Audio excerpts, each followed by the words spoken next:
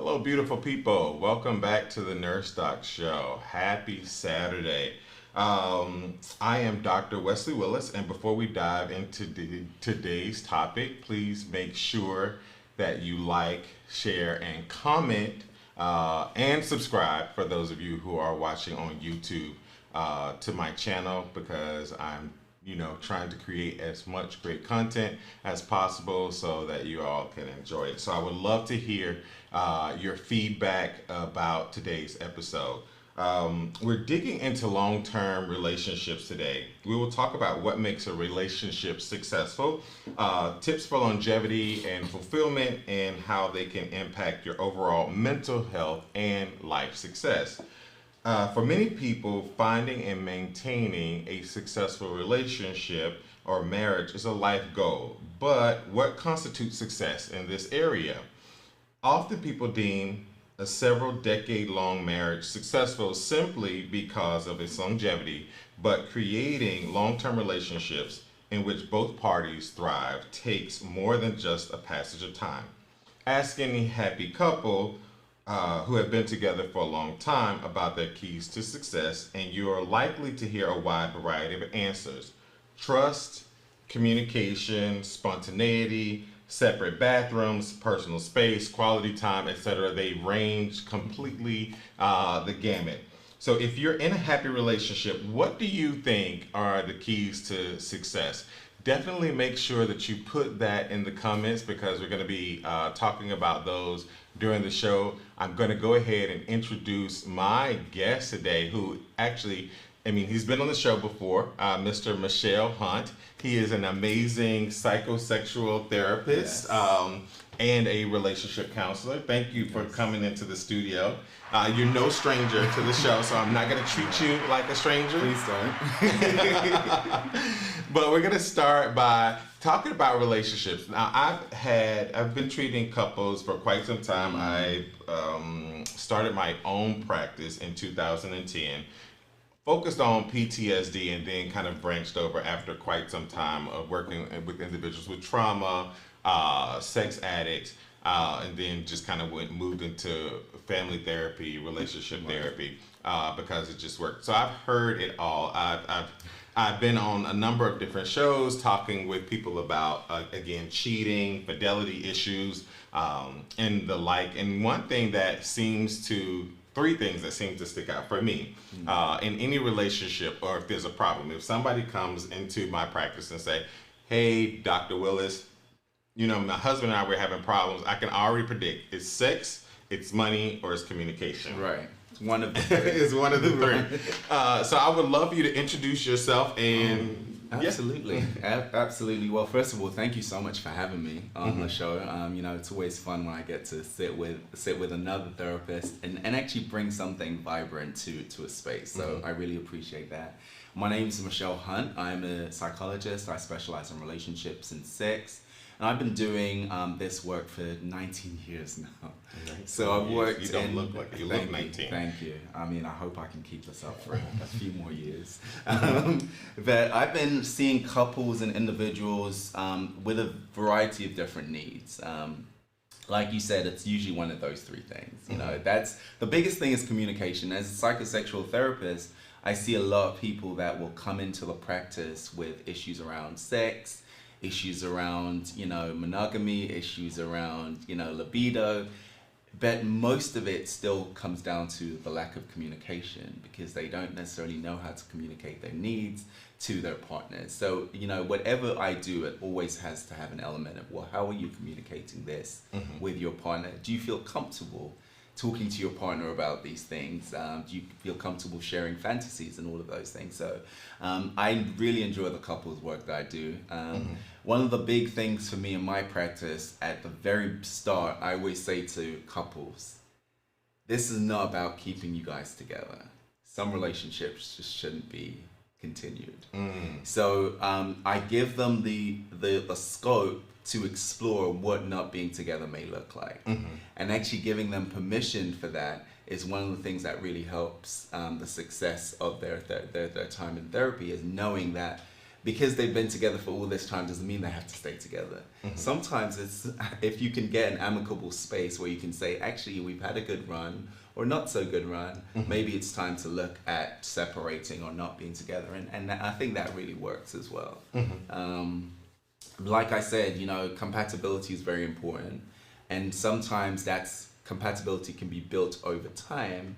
But if you're kind of working and you're still finding these roadblocks, communication isn't working, you know, sex may not be working, you're not on the same page about a lot of things, then chances are you're just having a uphill struggle, and it's not healthy for you to continue doing that. So yeah.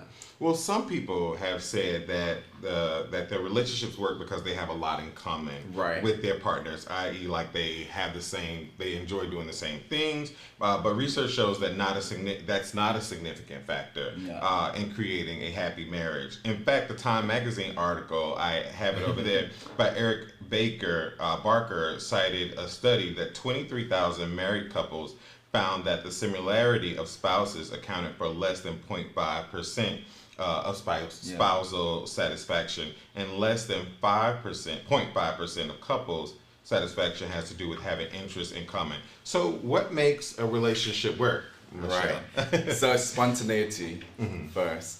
So, you know, there's this old saying that we've all heard, you know, opposites attract. I think there is something about having differences that you can identify with that actually sparks a healthy relationship. That study, I haven't read it, but, you know, I find that in my own practice, similarities don't always keep couples together. So I think that I'm actually finishing up my first book, which is wow, congratulations. So I can talk a little bit about it now. We're almost to the end. So it's called the 5 C's of a relationship. The 5 C's of a healthy relationship. And communication is one. So having a healthy communication with your partner, being able to share, being open, being able to be vulnerable with your partner is very important. So that's one of the big things. Doesn't matter whether you have differences or similarities, being able to express those with your partner without feeling judged is very important. Consistency is also a big part of having a healthy relationship work. Being able to, you know, your partner knowing who they're with, what they're going to be getting, how you're going to show up, that really helps. Ambiguity is one of the things that really kills a relationship. If you are not sure how this person is going to show up for you, whether it's a good time or a bad time, if you don't know, then that can really throw a relationship off, and then you hold back in that moment because you don't know how the other person's going to show up. So consistency is another one. We talk about communication, we talk about consistency, we also talk about being able to really kind of be compassionate. Compassion is a huge part of relationship. Oftentimes where you feel that your partner isn't understanding of you, they're not able to share with you how they're experiencing their life as an individual, then that really does throw people off as well. So compassion is really important. So those are some of the things I think are really healthy for a relationship. And like I said before, spontaneity. You have to be able to spark something new and exciting. You know, as the relationships get older, as you begin to evolve, if you don't have the capacity to be spontaneous with your partner, then the relationship stops growing. And once the relationship stops growing, that's when it starts to go Gotcha. down. So yeah, spontaneity always. We got an interesting, I think, comment from Jacques. Are you giving me that face? So what's the story? Jacques is like Jacques is like my, I don't know who the guy is on the Wendy Williams show. I'm Norman. Norman. So Jacques is the Norman. So what's the story, Come on, Norman. Okay, opposites can attract indeed. What is the point where you're too different? Where is that line? Interesting. And this is from Jay Spearman 5878 on Instagram. That's a great question. So yes, there is a fine line between opposites and you know, being kind of completely on on two ends of the spectrum. So I think compatibility is important, and compatibility doesn't mean that you like the same things all the time. It means that whatever you bring to the relationship matches what the other person brings. So for example, I like tea, you may like coffee, but I like the smell of coffee. So it's nice to be able to smell coffee when you're having it in the morning. We're different, but it complements each other. So I think that's where that's where that line is. When whoever is on the thing, ask about compatibility. It's do your differences complement your partner? And if those differences complement your partner, then you have a match. Then there's compatibility. If those differences repulse your partner or causes them to feel isolated because they don't feel they can connect with you, then that's where the problem comes in, and that's where you're not able to have that compatibility. Okay, so if that difference repulses, that's like does not sit well with your being, i.e. kind of like, I guess to kind of make it clear, if say, hey, for instance, when you sleep with the man at night or woman, and because women snore, and you are absolutely abhorred by the fact that they snore and that you don't snore and that you actually found it offensive.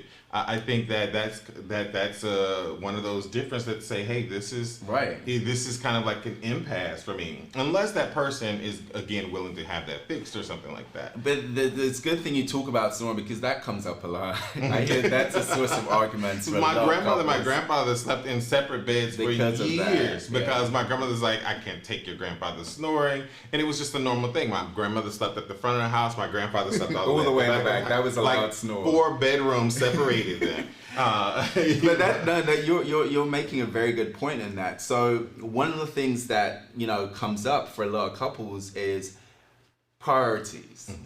Where do you place the value in this relationship? So for example, you might value sleep a lot, and it's more important for you to get a good night's sleep than it is for your partner who's snoring all the time to bring in the money or to take care of the bills or to be a good dad.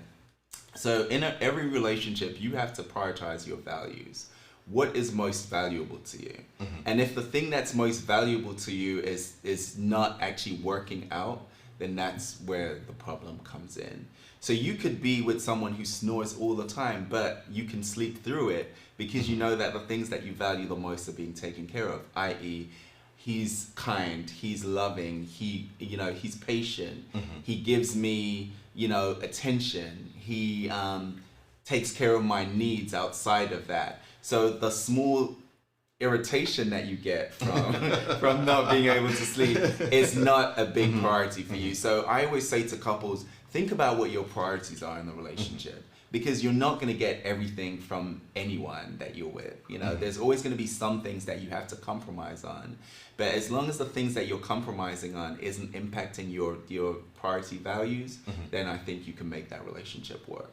Gotcha. Yeah. One of the things that I wanted to touch on, so trust is a big one. It's the foundation of any healthy relationship.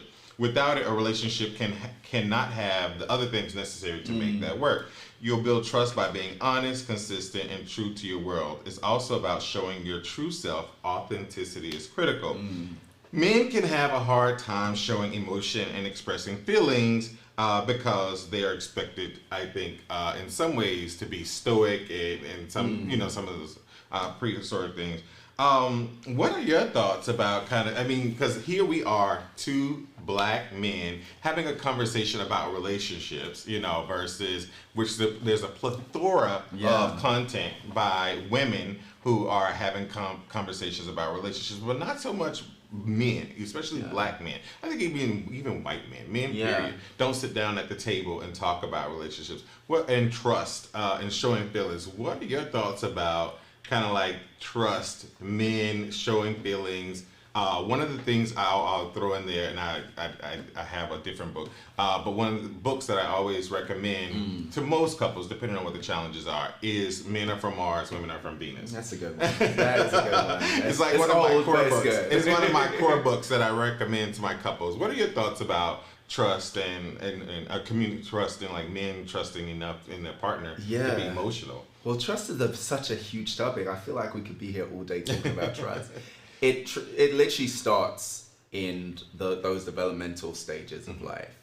So when you meet someone as an adult who you're having a discussion about trust with, it's important to know where they're coming from.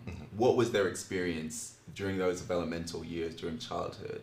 Because the way they have learned to trust is going to be, has direct impact on the relationship they're in right now. So oftentimes we get into a relationship and we expect that the person we're with is going to be right for us, but they're not right for themselves. So, that needs to be discovered. And I think that's why therapy is so important, because you get to deal with some of those unresolved issues that are leading you into where you are today. So that's first thing. Figure out what's their level of trust, how they learn to trust, whether they are comfortable trusting, so on and so forth. Trust is extremely important in a relationship. You've laid down all the points why trust is important. I think men, we're conditioned, whether it's black or white, mostly for black men of all cultures or diversity, it's very difficult for them to talk about emotions because it implies vulnerability. And we're not necessarily conditioned to be vulnerable because there's so many other factors that are playing against us in life that vulnerability is one that we literally keep very closely guarded. So trust comes with being able to be vulnerable. So we have to begin to teach ourselves and to learn how we can be vulnerable in order to begin to trust and allow someone to trust us. The other thing is we don't know how to be honest. Honesty is something that is so elusive to love men, and to some women. Honesty is just one of those things that is so rare that we always find ways how we can avoid honesty. We can avoid telling someone the truth. We can avoid telling ourselves the truth. Right. So if we're thinking about trust, we also have to think about honesty. And I think for black men in particular, I love that we're having this conversation because it gives other people permission to also have a conversation in their own lives about what trust means, what does honesty mean, how we dealing with our emotions. And I always say to guys, vulnerability is a strength. If you can see the strength in that, then it won't be weaponized against you. And a lot of times in relationships, your partner or whoever will weaponize that vulnerability because they see it as a weakness. You haven't owned that as a strength. Right. So I think trust again is something that we certainly have to talk more about. We have to be open, we have to be vulnerable, and we have to be honest. Right. And those are the foundations of what trust looks like in every relationship. Right. I see the director waving me down. There were more comments coming from in Instagram. Yes. Okay. How do you gauge someone's emotional availability, their vulnerability through the dating process? How do you kind of vet such that? an important question. So when I was dating, back in the day, So you make it sound like you're not dating now. Is that what you no, not right now. So it's so important to talk about people's experiences. I think we always go into the dating process asking these long list of questions, blah, blah, blah, but we don't listen to their experiences. And you can learn a lot from listening to someone's experiences. So, how do they experience their previous relationships, their previous encounters? How did they experience, their grandparents living in separate rooms? How do they experience their own lives growing up? Tells you a lot about what their vulnerabilities are and how they express those vulnerabilities. And if you're dating someone who finds it very difficult to tap into those emotions, then it's probably going to be a challenge in a relationship. And lots of times we ignore those things because we're fascinated, we're in lust, we have some compatibilities, we match on these superficial tandems that we ignore those important things like vulnerabilities. Is someone able to express their emotion, or are they kind of guarded about it? Does someone, find it difficult talking about their childhood with you? That's a sign that, they're not comfortable with being vulnerable. And, obviously there's different levels to dating. If you're on the first date, perhaps they're not going to be that comfortable. And then you'd also kind of question if someone's really comfortable on the first date. Well, where's this gonna go? So you have to think about it on both sides. But to that question, I think it's a really important question. But experiences is how you gauge that. So find out about whoever you're dating. Find out about their experiences more than just asking these questions with these, kind of those closed-ended answers. Right. So just to know, because I think if you're dating someone and you want that relationship to grow into something healthy, then you have to be able to be vulnerable. Well, it's a catch-22. So to develop a relationship built on trust, you have to open yourself up, like you said, and test the waters. So it might be a sure thing. This can be difficult for people who have been hurt before. Just like we talked about the ability to trust. If I couldn't trust my needs to get met by the most basic person, not basic person, but the most foundational person. Because I wouldn't want to call my mother we're not basic. Kevin Samuels right now. Nobody's basic. that foundational parent.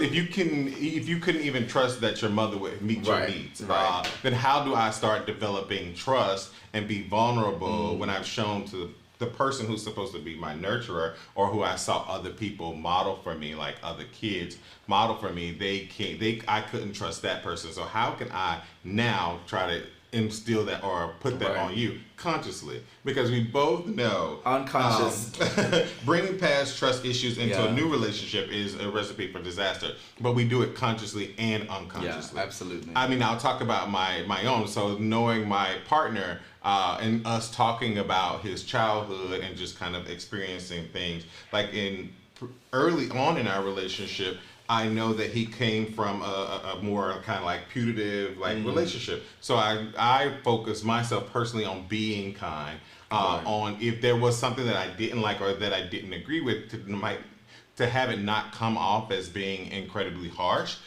because I know then that triggers some things within them to say I did something wrong. And it's not that I did that I wanted to send that message that I did something wrong. I wanted it to be let's talk about it, or like why did you make that decision, or like how do we get to know one another more, and so that can be an important part. So that brings us to the next essential part of a healthy relationship, which is communication. I see the director's waving me down like today. This is an active Instagram is really like this conversation. Okay, so being vulnerable is really difficult. How does one be vulnerable when you had issues as a child, being vulnerable around others? Oh yeah. Give some like real. I think that's great. I think giving real tools. I mean, I know for myself, I always. So I'm a cognitive behavioral therapist. That's the type of work that I do. And so I have my patients journal a lot. I have my patients do homework so that they can try to uncover those things. And so in terms of like when I have a patient who is struggling with building trust enough to, I tell them again, test the waters, throw it out there. And if you throw the person a curveball and it gets hit back and it hits you in your face, say ouch, say ouch. And then also build a community. I can't tell couples enough how much having a community around your relationship is significant. Somebody who you can go and have real conversation with. And that's difficult for some types of relationship, because that community can actually be detrimental to your relationship as well. And we know that with some communities, it's all about I want what you have. So I think building a community, you have to find the right community in the right space, because not every community will be helpful to your relationship. But I feel like if you have some type of identity about yourself, then you can, even if you are in one of those really difficult communities where your friends, because trust me, I've been in relationships. I have had very toxic relationships, friendships, where they'd be like, you know what? Because I'm single, I want to keep you single, and because I want to keep you single, I'm gonna tell you I don't like any men or that you date. Right. And then I had to have and at first, you don't really recognize it. Then after a while, you be like, you know what, you're trying to keep me single. Right. Like I can see what I can take from you and what I can't take from you. So I think if you have formed a really good sense of yourself, then you can be in any community and say, this is, I can take that gem from this, and I can take that jewel from this, and I can take that morsel from this. I can take nothing from this, and just allow it to have, thank you so much for your opinion, because sometimes opinions are like assholes. I know this is probably not going to be able to be commercialized because I just cursed. We need to monetize this. Right, monetize it because I just cursed. I'll bleep it out. So we're live. Yeah, right, exactly. So I think that's, what are some ways that you would recommend? Yeah, so that is, I just want to commend that person who sent that in, because vulnerability is very difficult, and I appreciate that. When we're in situations, whether it's through dating or in relationships, vulnerability doesn't come easy to a lot of us because it's painful. And like I said, sometimes that vulnerability has been weaponized against us, and now we're very, very guarded. So the first thing I would say to anyone who wants to be vulnerable and wants to kind of step out and be engaged and allow that vulnerability to become a more powerful tool and empower themselves is to start by recognizing your strengths. So your vulnerability shouldn't define you in any situation. You should recognize it, understand it, and then own it. Once you start doing that, you begin to see what your strengths are. What are the positive things about you? What have you learned through your vulnerability? So that's number one. Number two, you have to engage with people who understand what vulnerability means. And you can do that by asking, having conversation about what their vulnerabilities are. Are they comfortable with vulnerabilities? Do they own their vulnerabilities? What does that mean for them? So those are important tools, I think. And then the other thing is to begin to value yourself beyond the traumas you've experienced. So I don't care who you are in this world. We've all experienced some level of trauma. Some are much bigger than others, some are much more detrimental than others, some are much long-standing than others, but we've all experienced some level of trauma. We live in the world. We live in the world in 2021. Right. So we have to recognize that, and once we recognize that, we have to value ourselves beyond that. So don't let your trauma define you, because if your trauma defines you, then that vulnerability is always going to be something that you try to avoid.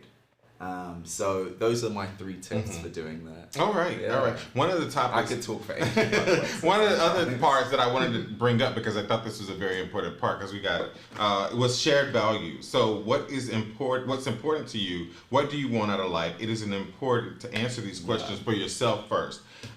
If you want a house in the suburbs along with a garage gaggle of kids, and your partner wants a life in a high rise with a career that takes them all over the globe, chances are you are not on the same page with your life goals. Again, communication is a big factor in this, in determining whether or not you want the same things as a partner. Now, that's not to say you can't grow with your partner, but shared values is, I think, a significant part that we don't always talk about. Absolutely, shared values. So all of that's very important, but what's also important is that your values may change over time. So you have to give allowances for that. So say, for example, we may be dating right now, and you like living in the city. I do not. Take me back to the suburbs. That's where I want. But that doesn't mean that it's always going to be like that. In 5 years, I might think I'm tired of the suburbs. I want to go back into the city. And you may feel like, you've had enough of the city life. So you have to give allowances that your values may change over time. And that's where a lot of relationships end, because they realize that they didn't actually pad it in these issues that may change over time, and now they're sitting there like, well, that's not what I signed up for. This is not why, So, I think being in a healthy relationship is about allowing each other to grow. And sometimes if you're not growing together, then you're going to be growing apart. Sometimes if you're not growing at all, then that's not healthy either. So I think, shared values is very, very important for a healthy relationship, but you have to start thinking about, well, are these values changing? And that's where the communication come in. Are we still okay living in the suburbs with these dogs? Or is there something else that you want? And I think we talked about spontaneity at the beginning, and that's about giving yourself permission to change, to evolve, to grow, and not feeling stuck. I hate when people say, oh, I'm settled down now. What does that even mean? A relationship for me isn't about settling down. It's about exploring together. It's about growing together. It's about having these experiences that you can share in with each other. It's not about settling down. Settling is, that means that it's done. It's you're not doing anything else with your life. And that's not the way I see relationships. I see relationships as the beginning of something beautiful. I think it's the beginning of growth. I think it's the beginning of experiencing with someone who you love and trust and respect.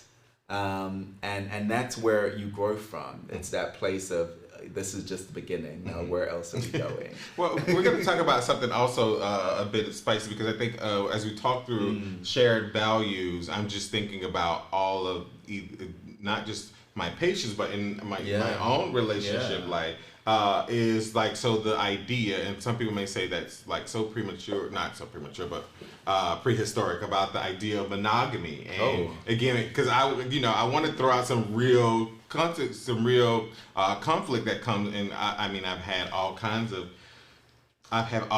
clients who have come in that have polyamorous, I'm bisexual, my partner's straight, I have blah, blah, blah, the whole entire things thing. on the side. The things on the whole things on the side. How do you, as we talk about kind of like shared values, how do you say, well, this is kind of like my line though, and those like, even though I don't share that same value or that same thing, and I recognize I want to be with you, or that that could possibly change. However, I believe in the idea of monogamy and, so forth and so on. And so this is like my deal breaker, So those deal breakers are very important because, again, if you know yourself very well and you have values that you live up to, then you can talk about deal breakers. But we change and we shift and we evolve. So those deal breakers that you had at 18 may not be the same you have at 38. So that's important to talk about as well. But on the idea of monogamy, so I do a podcast. It's called Let's Come Together with a Sex Doc, and that is my most listened to, most streamed podcast. I talked about consensual non-monogamy. And that is something, for a really long time, we live in this world where monogamy has been the gold standard of a relationship for a very long time. That's what we all kind of grew up thinking about. Now, people are shifting, and consensual non-monogamy is becoming a part of our day-to-day conversations. We're actually talking more about what that looks like, what that feels like. How can we open our relationship up? And an open relationship is one type of consensual non-monogamy. So I like for people to think about what their actual needs are. And we tend to ignore what our needs are when we find someone that we're in love with. And we think, I love him, so let me compromise to fit into what he wants or she wants, and ignore their own individual needs. And that's not what a relationship's about. It's about saying, these are the things that I need. How can we compromise? How can we make this work together? What do you need? What are you expecting from this relationship? So talking about monogamy, and monogamy is not for everyone. Right. Oftentimes, we think that because we're in get blasted for that. No. It's like, what? It's not for everyone? It's not for everyone. I think the sooner you recognize that, the more healthy of a relationship you can choose to be in. A lot of times we get into these relationships and we try to fit in to what the traditional type of relationship is, but then we find ourselves compromising so much that we begin to build this kind of sense on unhappiness because we're not being our true authentic self. So I say, if you know that monogamy isn't for you, then say that. If you think monogamy is for you but you're not quite sure, then say that. And if monogamy is for you, then say that. Say that I want a monogamous relationship, and not like go down this road. I have a couple that I was seeing where there's one partner who said, I don't want to be monogamous. I just don't. It's not for me. And he was very honest about that. The partner said, well, maybe I can try it, but really he wanted a monogamous relationship, that he was compromising. So he became very unhappy. He was doing things that he really didn't want to do. And that was not good for his mental health or for the relationship in the long term. So I think if monogamy is for you, you might find the most amazing person who and you're like, well, maybe I'll try it. Be honest with yourself.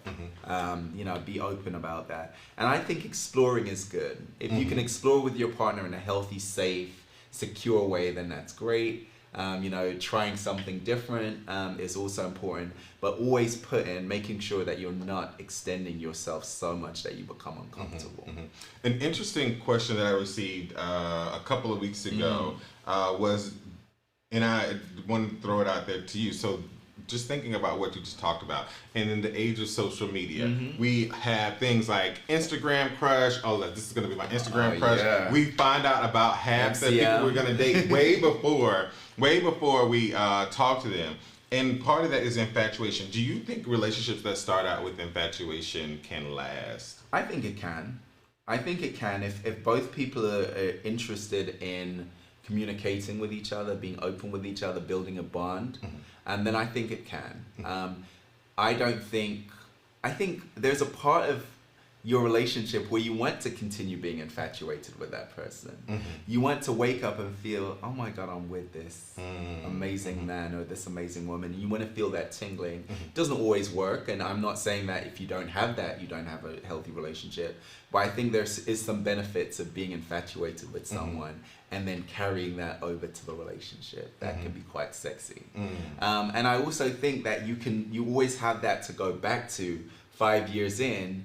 You can talk about that time when you were just kind of butterflies, and you can recreate those moments. So I think it can work. Doesn't always work because sometimes infatuations is just that, and it ends, after that first sex day, or you actually see the person wake up in the morning, you're like, you're not really right. Exactly, you weren't born this way. Right. You don't wake up like this. You did not wake up like this. So I think that it's different. But to answer your question, it can work, even though it doesn't always. Okay. So everybody, your man crush Monday can last. Yes. You can stand the test of time. That $100,000 wedding that you spend, right, getting married. And those travel North pictures that you take when you're on holiday, it can work. Right.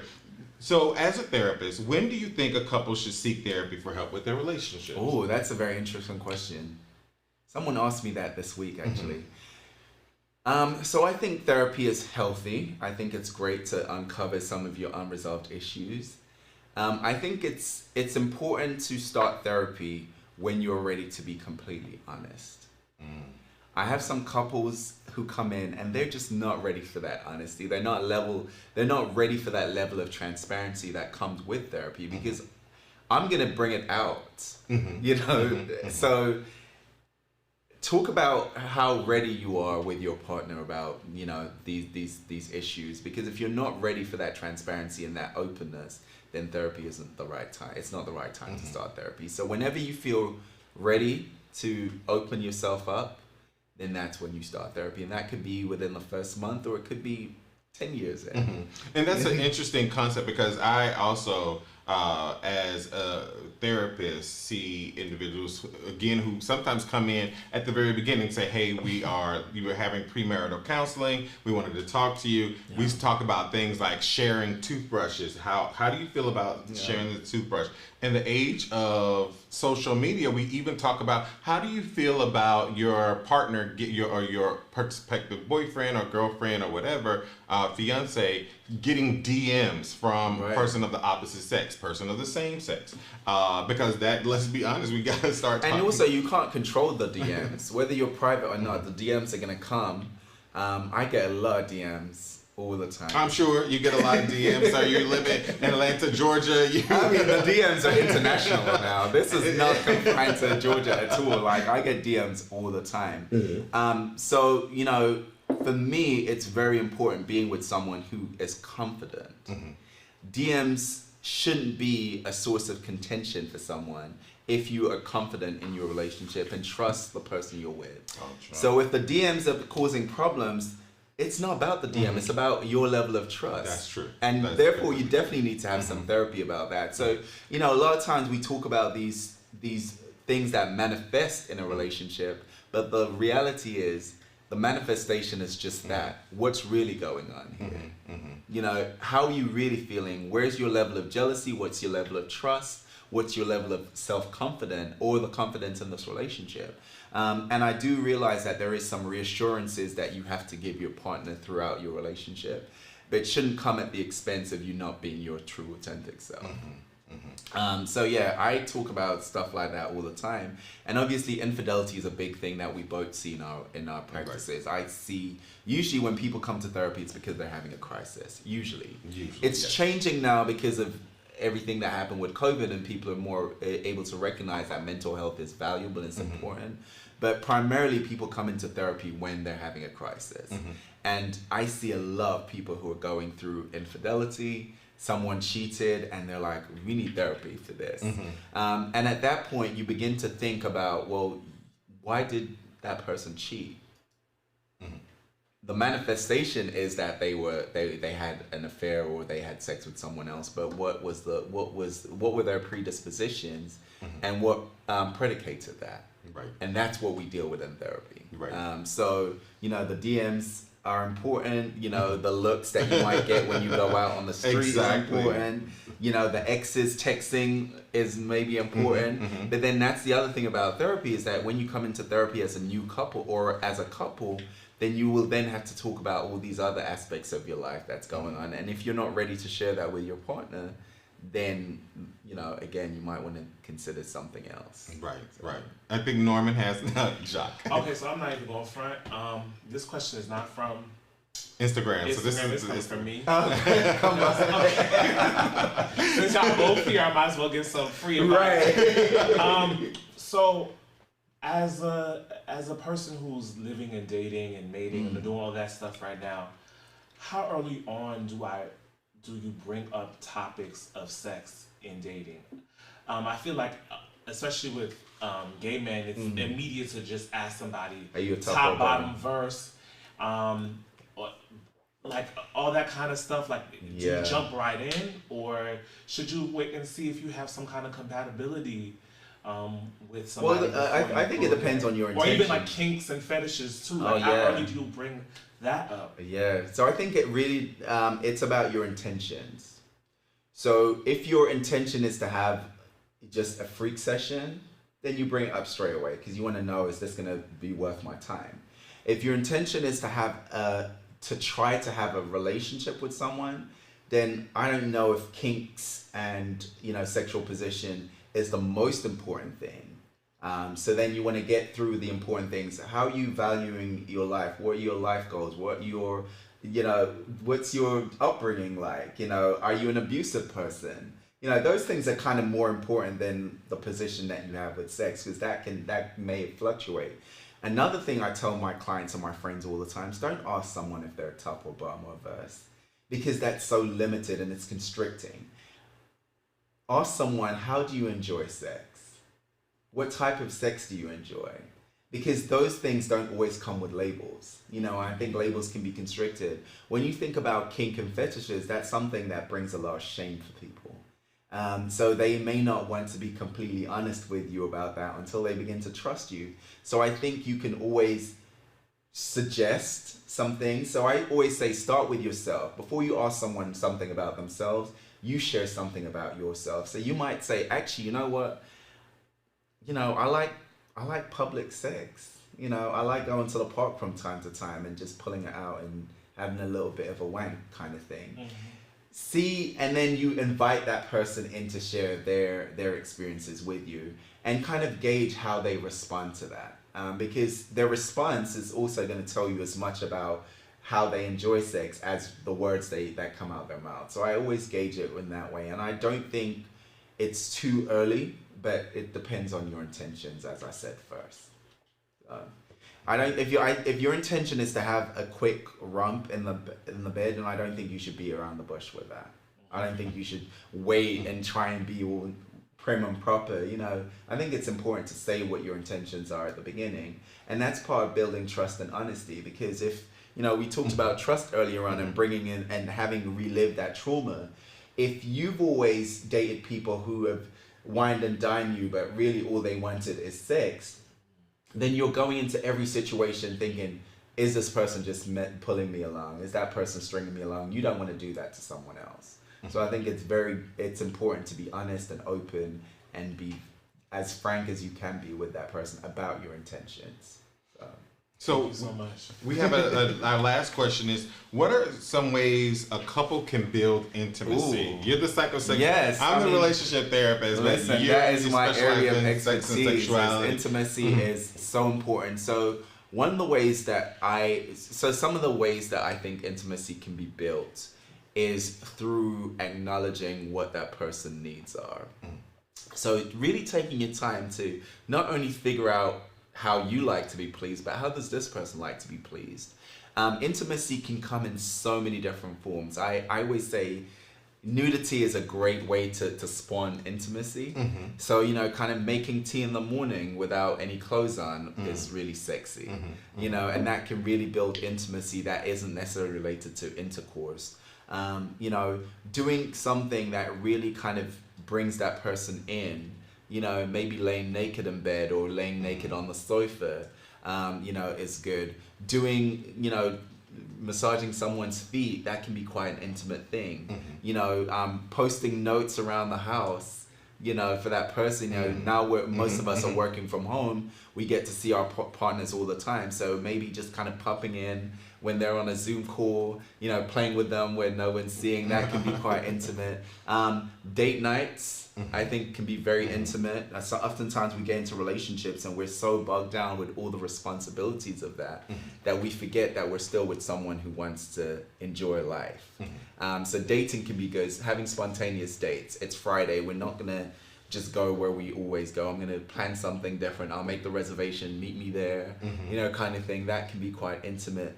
But intimacy is so varied for so many different people. I think the first thing is finding out what your partner needs. What do they enjoy? And exploring that with them, I think, are great ways to build intimacy. Awesome. And I actually have that. I have a podcast where I talk about that too. So, and I want you to talk about that. So I want you to talk to people about how they can connect with you, both your content and your work, and if they need to reach out to you, and about some of the projects that you got going on. Oh my God, yeah, we have so much that's upcoming. I'm very, very excited. It's a very exciting time for me right now in terms of my career and, just doing, I think the last year of the pandemic has really kind of opened up the world's eyes to how valuable mental health is. And emotional well-being. I always talk about mental health and emotional well-being in tandem because I think mental health is always associated with sickness, with a need to fix. And I think sometimes we just need to be, spruced up a little bit. Right. So emotional well-being is really important for me as well. So I do a podcast, which you can get anywhere you listen to your podcast. It's called Let's Come Together with the Sex Doc, and it's about sex. That's it. I love talking about sex. Sex is important.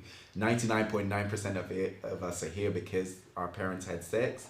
It's in our DNA. We do it. We think about it. It's all around us. So that's what my podcast is all about, and it's very frank discussions, which I think help a lot of people. I'm also on Instagram at Relationship and Sex Doc. I have an online store where you can get all your sex toys, all your gears for your fetishes. There's t-shirts and all that kind of stuff. It's called sexdaybymachel.com. You can find everything on there. And also I have this project coming up, which I can't talk too much about, but it's a TV show that's going to be coming up in the fall. And it's all about, kind of healing through sexual diversions, through sexual compulsive disorders, and so on and so forth. So yeah. Wow. So, and if you follow me online at sextherapyforyou.com, you can find updates there all the time. Awesome. Well, I think we're over time. We're at over our 45 minutes, so I'm charging for a 60-minute session today. Okay, just so you all know, it's a 60-minute session to your insurance. But thank you so much for coming in. We could talk for hours and hours and hours. I can't believe it's already been over 45 minutes. But tune in next week.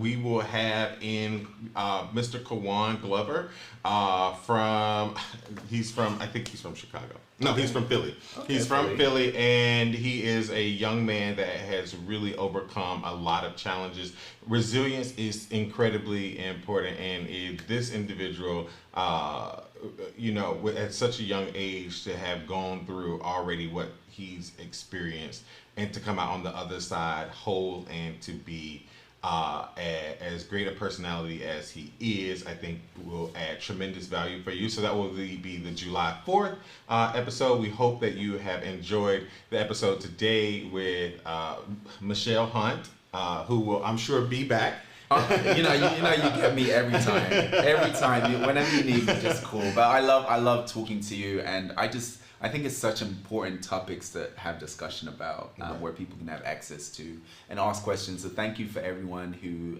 reached out with their questions and comments. Really appreciate that. All right. Well, Yeah. thank you. See you next week.